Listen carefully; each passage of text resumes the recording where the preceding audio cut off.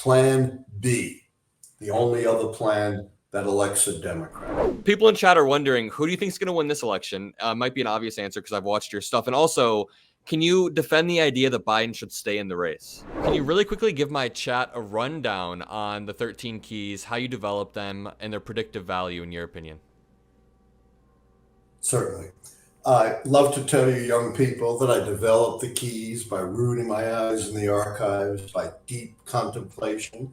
But if I were to tell you that, to quote the late, not so great Richard Nixon, that would be wrong. I developed the keys serendipitously.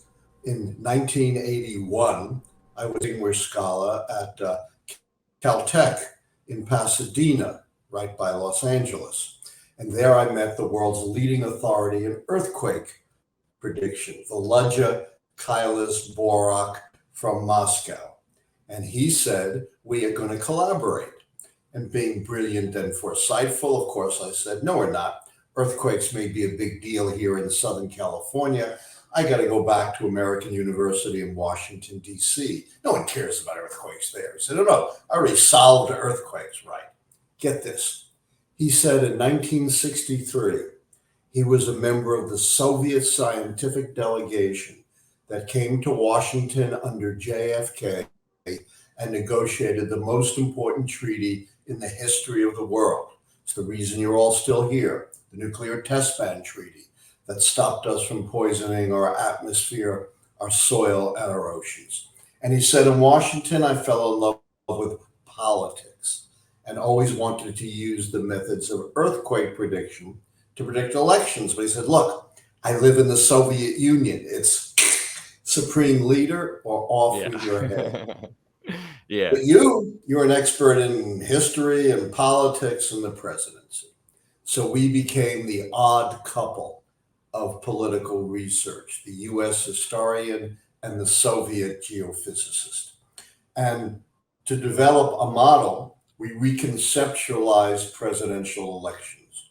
Remember, this is 1981. Yeah. Not as Carter versus Reagan, not as Republican versus Democrat, not as liberal versus conservative, but in geophysical terms, as stability, the White House party keeps the White House, and earthquake, the White House party is turned out.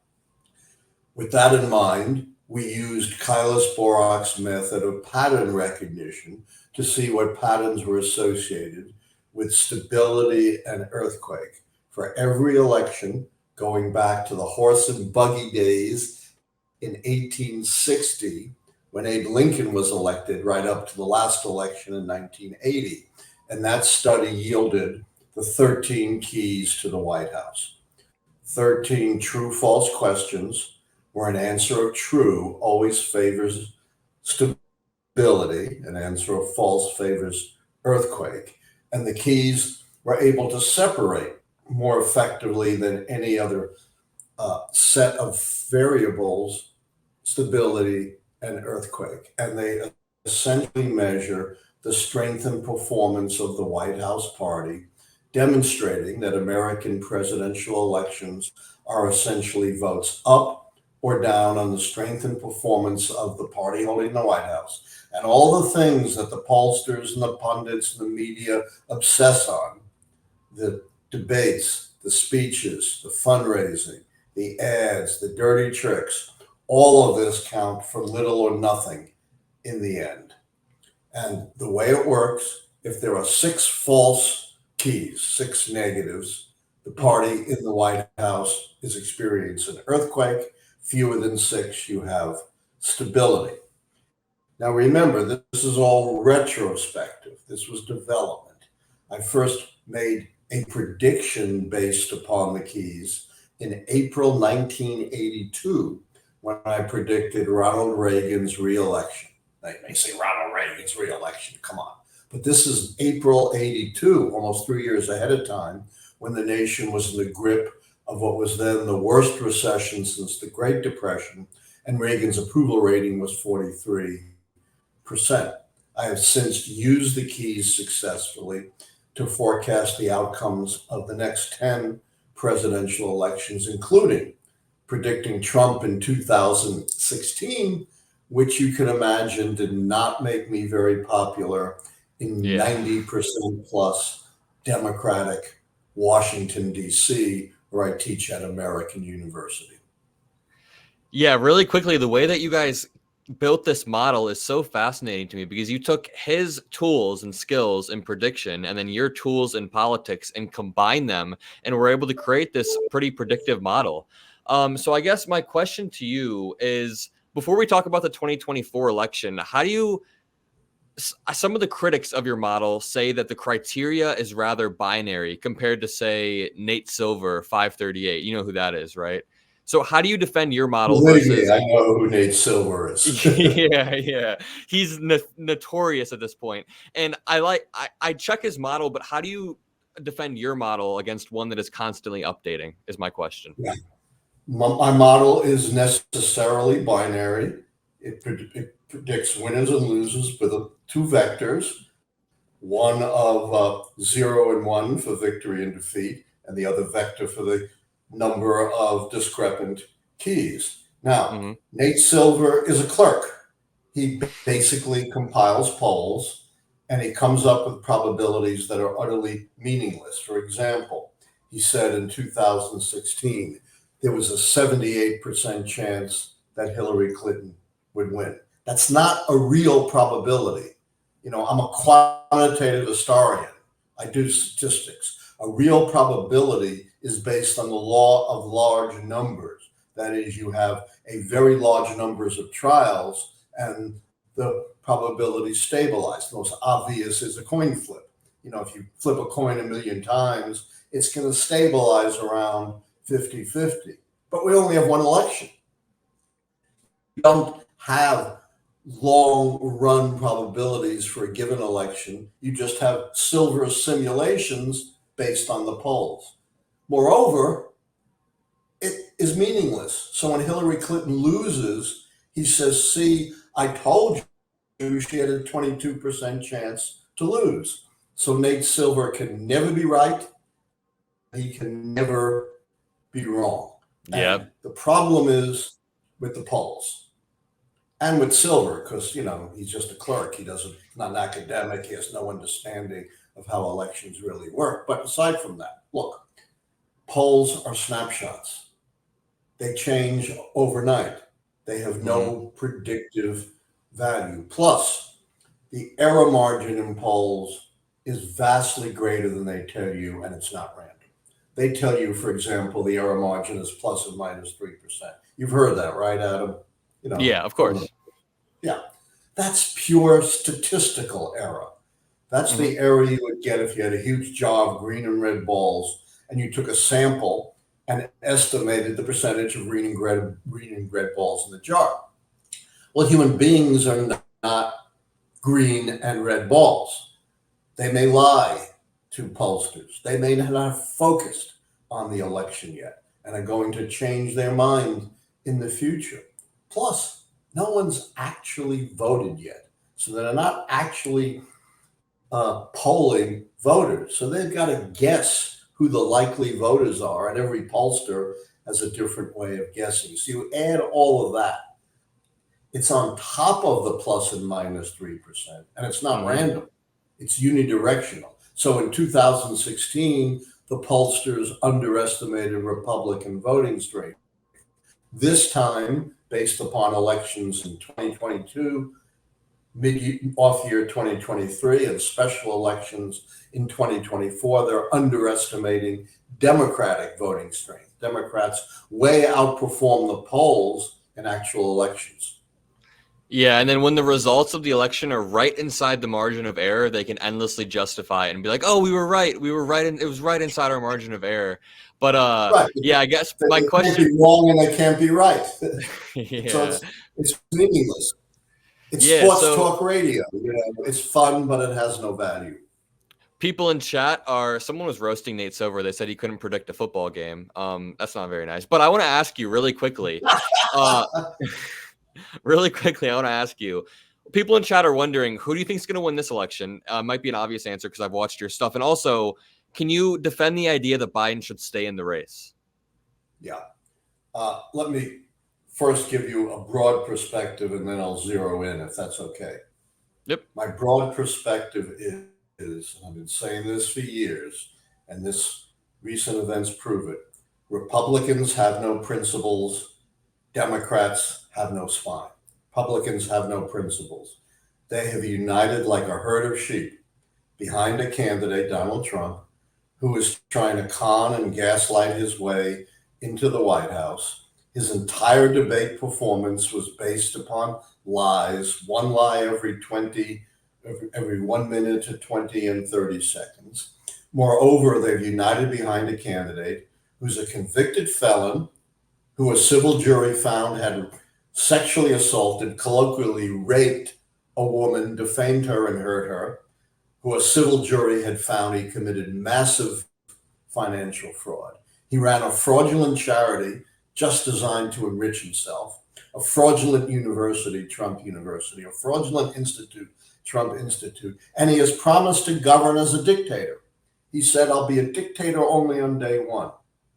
Well, in the history of the world, every dictator on day one has been a dictator forever. So this is what the unprincipled Republican parties are uniting behind just to gain power. On the other hand, the Democrats have no spine. As soon as there's some adversity, they are willing to throw not just the elected president, but the elected party nominee. He wasn't selected by polls. 87% of those who voted in Democratic primaries voted for Joe Biden. And they are now throwing Joe Biden under the bus. Not only Democratic Party operatives and elected officials, but also, pundits and journalists, liberals who would generally support Biden, like the New York Times or the Atlanta Constitution. And what this entire crew has in common is zero track record in predicting election results. Yet these folks claim to know what the Democrats need to do to be predicted winners based upon nothing, based upon no scientific model of how elections really work. But let's look at the keys. And I'm not going to make any medical judgment about Joe Biden, because I'm not a physician. And even physicians who haven't examined him very closely shouldn't be making judgments, just what they see in the debate. Mm-hmm. But I will say, debate skills, quickness, it's not irrelevant, but it's way down the list on what counts to be a good president. What's far more important are your values, your experience, your judgment. And if Biden is so terribly impaired, why has he run such a successful presidency? More domestic accomplishments than any president since the 1960s. It was Biden and Biden alone who had the courage and the wisdom and the experience to put together the coalition of the West that stopped Putin from conquering Ukraine. He may now be on the verge of an extraordinary achievement, brokering a ceasefire and hostage release in Gaza. And yet somehow a bad debate performance, gaffes and stumbles. You know what? When Biden was running for president in the 1980s, decades ago, he made gaffes and stumbles. That's who he is. It's not just a sign of age. Of course, he has slowed down, but that's, who he is. And it's who he has always been. Now, let's look at the situation with respect to the keys to the White House. Remember, 6 keys that are negative, and the Democrats, no matter who's running, are predicted losers. Biden checks off 2 keys, incumbency and party contest. That means 6 of the remaining keys would have to fall to predict his defeat. Biden drops out, and there isn't a consensus successor. They lose both those keys, and only 4 more keys would have to fall. That's why I've argued that all of these folks who have no understanding of how elections really work and no track record in prediction are leading the Democrats down the primrose path of error. But I do have a plan B if you want to talk about that. Can I ask you, do you think the media's reaction to the debate was worse than the actual debate itself? Do you think that kind of inflamed things? The media all running these headlines about Biden's age, Biden's age? I think you put your finger right on the problem. Yeah. The media has been absolutely complicit in Donald Trump. If Donald Trump is elected, he owes his good fortune to a good part of the media. The media made a choice to focus on Biden's stumbles and bumbles. And Oh, that yeah. would be a legitimate thing to focus on. But they totally ignored the far worse debate, the far more dangerous debate from Donald Trump. Donald Trump tried to lie his way into the presidency. One lie every 1 minute and to 20 to 30 seconds of speaking time. Huge lies, like he had ordered 10,000 National Guard to protect the Capitol. False, like Nancy Pelosi turned that down. False, Nancy Pelosi has nothing to do with protecting the Capitol. Keeps repeating the biggest lie of all, that he really won the 2020 election. He told us prices have gone up 400%. They've only gone up 25%. I can go on and on. And Oh, yeah. he refused to accept the results of a fair election and said his presidency would be devoted to being an authoritarian and going after his enemies. Why wasn't that the story? At least equal. I'm not saying it should have been the only story. Instead, by a factor of at least 10 to 1, the stories have focused on Biden. They rather disproportionately. Yeah, Yes, it was they it won't was say incredibly that. disproportionate. Yeah. Yeah. It's not just the evil people who wreak havoc on this world. It's the good people who don't do enough to stop them. And if Donald Trump gets elected, you know what? All these people in the press are going to find that their free press freedoms are going to be gone because Donald Trump will not tolerate it. And remember, he now has a free hand to do anything he wants. You know, Richard Nixon said in 1977 after Watergate, if the president does it, it's not illegal. The whole country erupted in outrage. Of course, that's not true. The president is not a king. Now he is a king, according to the Supreme Court. He can do anything he wants, as long as it's part of his core constitutional responsibilities, which include, of course, being commander-in-chief of the armed forces. We can deploy the armed forces any way he wants. He could shoot protesters. He could declare martial law. He could shut down the press, like actually Abe Lincoln did during the Civil War, shut down some presses.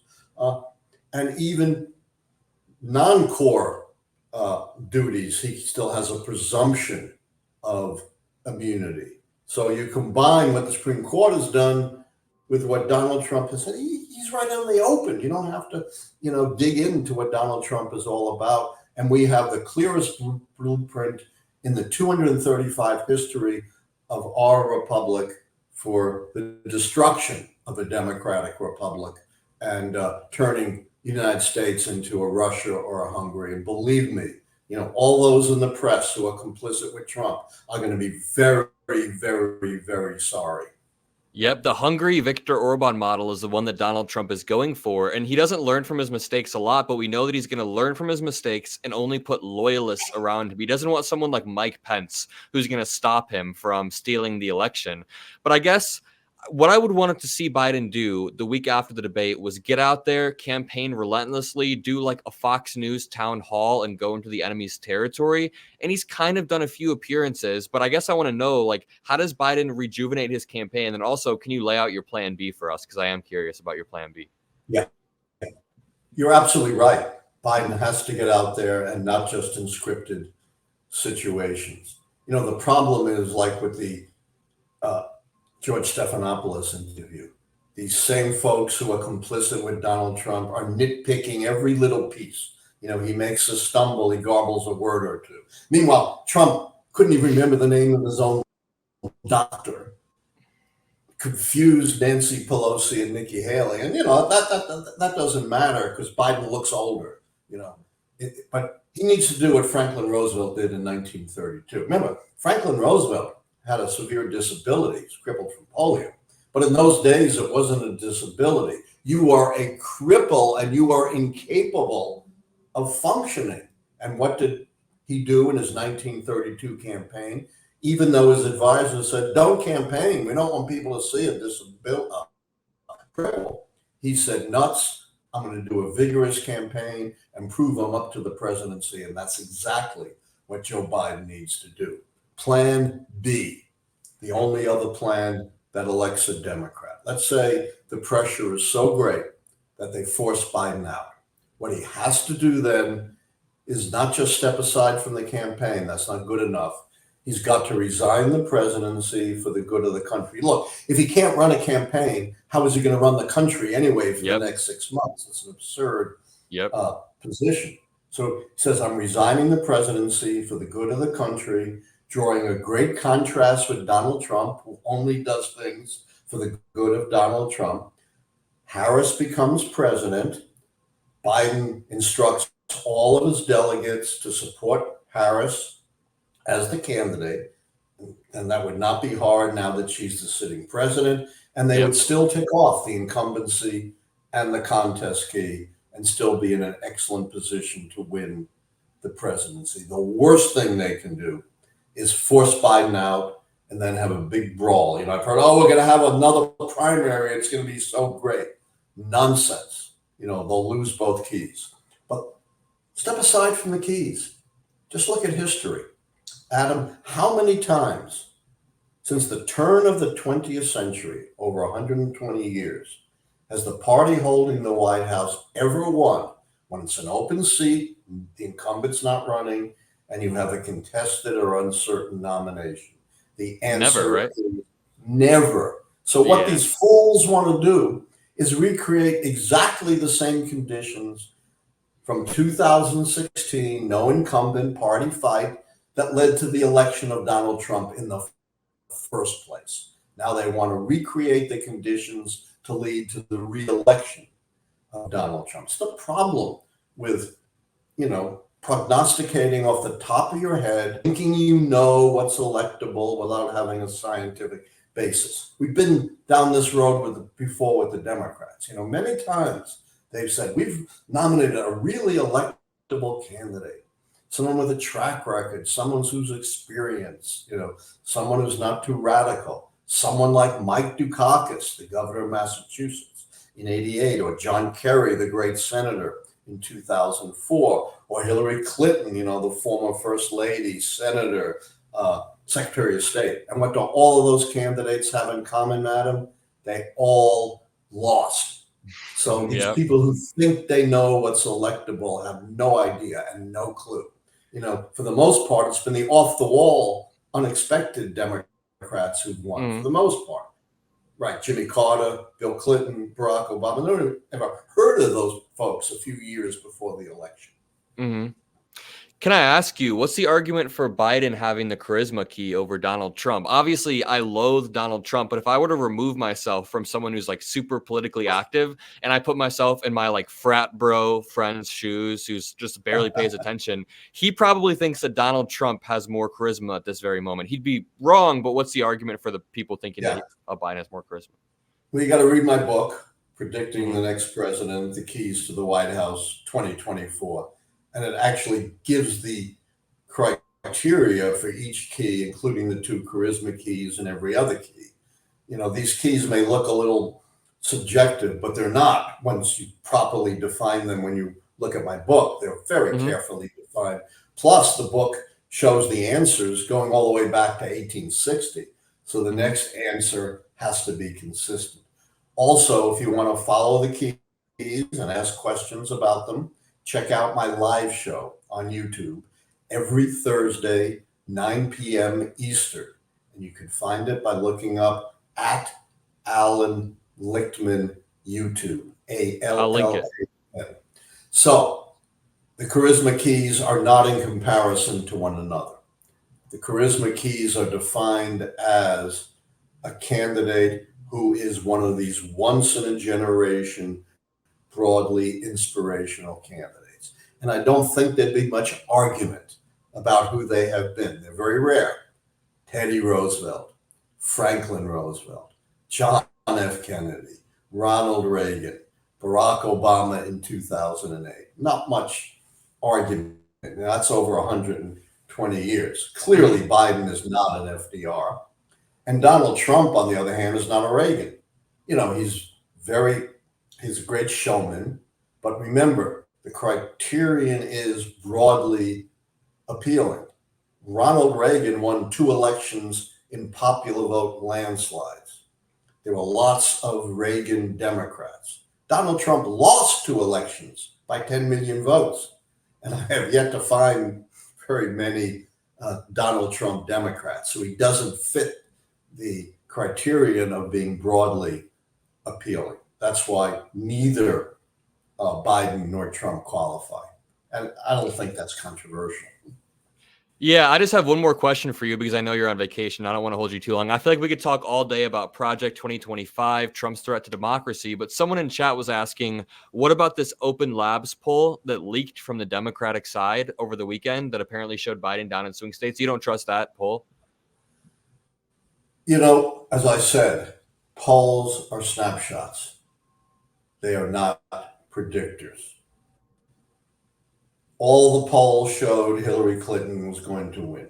The eminent polling consortium at Princeton University, one of America's great universities, not quite up to the level of my alma mater, Harvard, but still very good, headed by the eminent political scientist Sam Wang.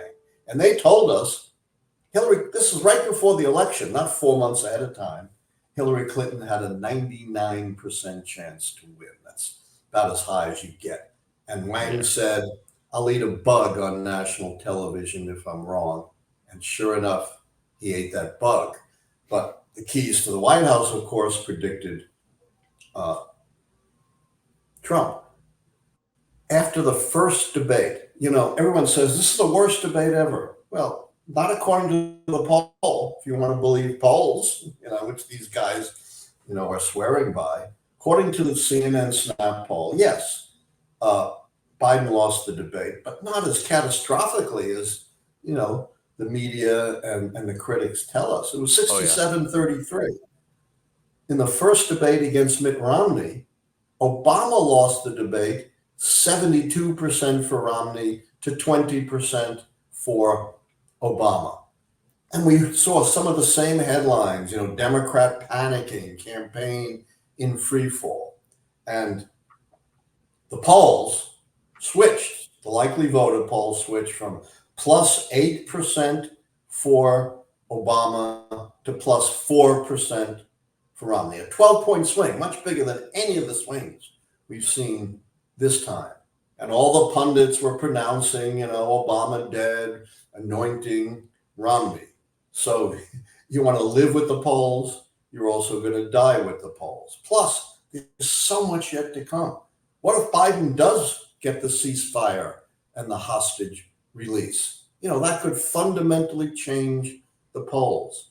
You know, what if we get a mini trial in Washington? Maybe not the final trial, but a trial that brings out all the evidence about Donald Trump trying to steal the election in order to, you know, decide whether he's immune or not. What if he's sentenced to prison in September in New York? There's so much yet to come. That's why snapshot polls don't mean very much. Plus, I just saw it today, a big headline in Newsweek, which said swing state polls are big post-debate disappointment for Trump.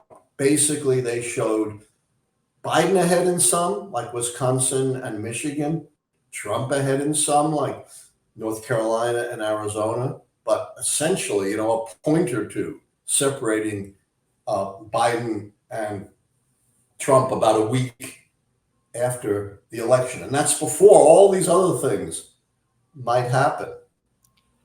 Yeah, and to your point, a lot of people do say that the event that will decide the outcome of the election hasn't yet happened. I mean, if you look at 2016, a lot of the events came in October as an October surprise. The Comey letter, even like the Access Hollywood tape, I believe, came in October. So there's so much that could still happen. The event that could decide the election may not have happened yet. But yeah, any final words, Professor Lichtman? I really appreciate your time. I don't want to take up too much of it. I know you are on vacation. You got some running to do. Sure, I'll wrap this up. Forget the polls, forget the pundits. They lead you down the primrose path of error because they have no scientific basis for their analyses. Focus on the big picture as gauged by the keys, which demonstrate that the worst thing the Democrats could do would be to bump Biden off the ticket and have a brawl for the nomination based on the keys and history. That's a recipe for defeat. Democrats need to stick with their elected nominee. Remember, we don't vote according to polls, we vote according to elections. And if for some reason Biden is pushed out, the only alternative is Plan B, resign the presidency for the good of the country. After all, if you can't run a campaign, how are you going to run the country? Harris becomes president. She becomes the consensus nominee. And we have a situation where she checks out incumbency and contest key on the polls. And historically, instead of a situation where the party in the White House has never won, we have a situation where the party holding the White House has won at least 75% of the time.